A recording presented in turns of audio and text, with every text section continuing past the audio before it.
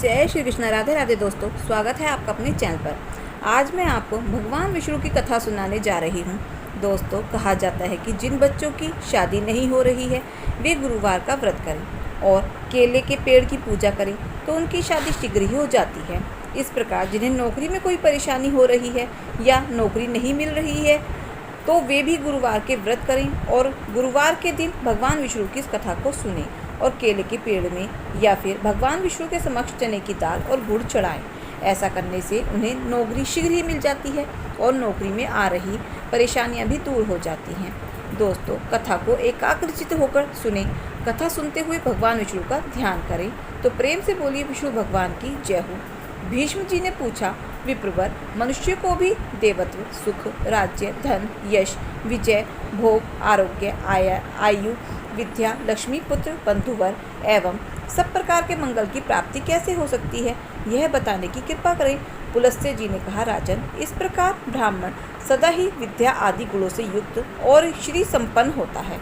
तीनों लोकों और प्रत्येक युग में ब्राह्मण देवता नित्य पवित्र माने गए हैं। ब्राह्मण देवताओं का भी देवता है। संसार में उसके समान कोई दूसरा नहीं है।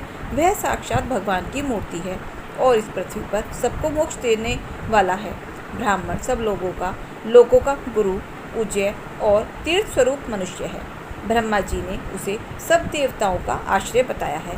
पूर्व काल में नारद जी ने इसी विषय को ब्रह्मा जी से इस प्रकार पूछा था कि ब्राह्मण किसकी पूजा करने पर भगवान लक्ष्मीपति किस प्रकार प्रसन्न होते हैं। ब्रह्मा जी बोले, जिस पर ब्राह्मण प्रसन्न होते हैं उस पर भगवान विष्णु भी प्रसन्न हो जाते हैं। अतः ब्राह्मण की सेवा करने वाला मनुष्य परब्रह्म परमात्मा को प्राप्त होता है। ब्राह्मण के शरीर में सदा ही श्री विष्णु जी का निवास है, जो मान, दान और सेवा आदि के द्वारा प्रतिदिन ब्राह्मणों की पूजा करता है। उसके द्वारा मानो शास्त्रीय विधि के अनुसार उत्तम दक्षिणा से युक्त 100 यज्ञों का अनुष्ठान हो जाता है। जिसके घर पर आया हुआ विद्वान ब्राह्मण निराश नहीं लौटता, उसके संपूर्ण पापों का नाश हो जाता है। वह अक्षय स्वर्ग को प्राप्त होता है।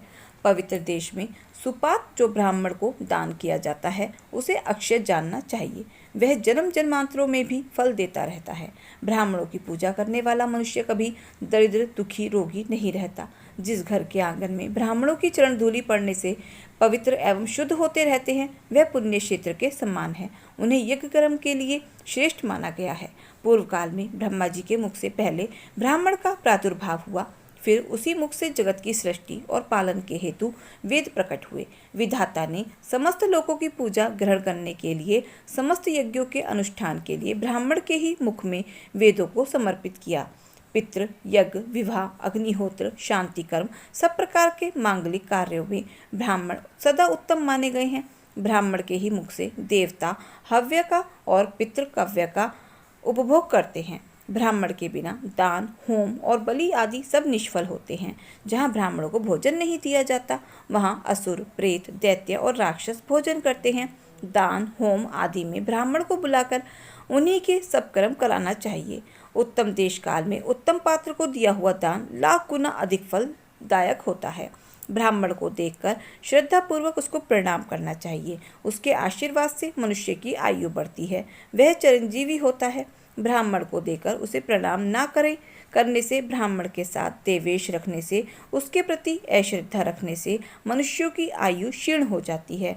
उनके धन ऐश्वर्य का नाश होता है, परलोक में उनकी दुर्गति होती है। ब्राह्मण का पूजन करने से आयु, यश, विद्या और धन की वृद्धि होती है तथा मनुष्य श्रेष्ठ दशा को प्राप्त होता है। इसमें तनिक भी संदेह नहीं है।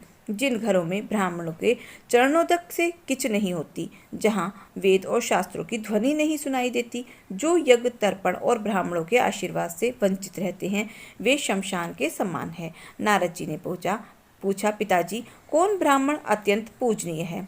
ब्राह्मण और गुरु के लक्षण का यथावत वर्णन कीजिए। ब्रह्मा जी ने कहा, वत्स, श्रोत्रिय और सदाचारी ब्राह्मण की नित्य पूजा करनी चाहिए। जो उत्तम व्रत का पालन करने वाला और पापों से मुक्त है वह मनुष्य तीर्थ स्वरूप है। उत्तम श्रोत्रिय कुल में उत्पन्न होकर भी जो वैदिक कर्मों का अनुष्ठान नहीं करता वह पूजित नहीं होता। असत्य क्षेत्र में मात्र कुल में जन्म लेकर भी जो वेद अनुकूल कर्म करता है वह पूजा के योग्य है। जैसे महर्षि वेदव्यास, विश्वामित्र, यद्यपि जो क्षत्रिय कुल में उत्पन्न हैं, तथापि अपने सत्कर्मों के कारण वे समान हैं। इसीलिए बेटा, तुम पृथ्वी के तीर्थ स्वरूप श्रोत्रिय और ब्राह्मणों के लक्षणों को सुनो। इनके सुनने से सब पापों का नाश होता है। ब्राह्मण के बालक के जन्म से ब्राह्मण समझना चाहिए, संस्कारों से उसके दृढ़ संज्ञा होती है। विद्या पढ़ने से इस प्रकार वह जन्म संस्कार और विद्या युक्त होना श्रोत्रिय के लक्षण है। जो विद्या मंत्र वेदों से युक्त होकर तीर्थ स्नान आदि के कारण भी पवित्र हो गया है, वह ब्राह्मण परम पूजनीय माना गया है। जो सदा भगवान श्री नारायण की भक्ति रखता है, जिसका अंतःकरण शुद्ध है, जिसने अपनी इंद्रियों और क्रोध को जीत लिया है, जो सब लोगों के प्रति समान भाव रखता है, जिसके हृदय में गुरु, देवता, अतिथि के प्रति भक्ति है, जो माता पिता की सेवा में लगा रहता है, जिसका मन पराई स्त्री में कभी सुख का अनुभव नहीं करता है, जो सदा पुराणों की कथा कहता है और जो धार्मिक उपाख्यानों का प्रचार करता है, उस ब्राह्मण के दर्शन से प्रतिदिन अश्वमेध आदि यज्ञों का फल प्राप्त होता है। जो प्रतिदिन स्नान, ब्राह्मणों का पूजन, नाना प्रकार के व्रतों का अनुष्ठान करने से पवित्र हो गया है, जो गंगा जी के जल का सेवन करता है, उसके साथ वार्तालाप करने से ही उत्तम गति की प्राप्ति होती है। जो शत्रु और मित्रों दोनों के प्रति दया भाव रखता है, वह सब लोगों के साथ सांत्वना का वर्ताव रखता है। दूसरे का धन जंगल में पड़ा हुआ तिनका भी नहीं चुराता है। काम, क्रोध आदि दोषों से मुक्त है। जो इंद्रियों के वश में नहीं होता। यजुर्वेद में वर्णित चतुर्वेदम वेदनीय 24 अक्षरों से युक्त त्रिपदा गायत्री का प्रतिदिन जप करता है, उसके भेदों को जानता है, वह ब्रह्म बुद्ध को प्राप्त होता है। पिताजी, गायत्री का क्या लक्षण है? उसके प्रत्येक अक्षर में कौन सा गुण है? उसके कुक्षी, चरण, गोत्र का क्या निर्णय है? इस बात को स्पष्ट कर रूप से बताइए। ब्रह्मा जी बोले, वत्स, गायत्री मंत्र का छंद, गायत्री और देवता सविता निश्चित किए गए हैं। गायत्री देवी का वर्ण शुक्ल, मुख अग्नि, ऋषि विश्वामित्र हैं।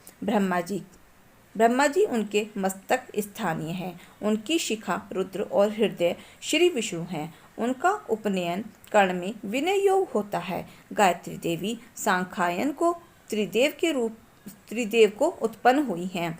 उनके 3 चरण हैं। पृथ्वी उनके उदर में स्थित है। पैर से लेकर मस्तक तक शरीर के 24 स्थानों में गायत्री के 24 अक्षरों का न्यास करके द्विज ब्रह्म लोक को प्राप्त होता है। प्रत्येक अक्षर के देवता का ज्ञान प्राप्त करने से विष्णु का सायुज्य मिलता है। अब मैं गायत्री का दूसरा निश्चित लक्षण बताता हूँ। वह 18 अक्षरों का जो ये मंत्र है, अग्नि स्वर से उसका आरंभ होता है, स्वाहा से हाकार पर उसकी समाप्ति, जल में खड़ा होकर इस मंत्र का 100 बार जप करना चाहिए। इससे करोड़ों पातक और उत्पातक नष्ट हो जाते हैं। जप करने वाला पुरुष ब्रह्म हत्या आदि पापों से मुक्त होकर मेरे लोक को प्राप्त होता है। तो प्रेम से बोलो विष्णु भगवान की जय हो। दोस्तों, अगर आपको हमारी ये जानकारी, कथा, कहानी अच्छी लगी हो तो प्लीज़ वीडियो को लाइक, शेयर और सब्सक्राइब अवश्य करें।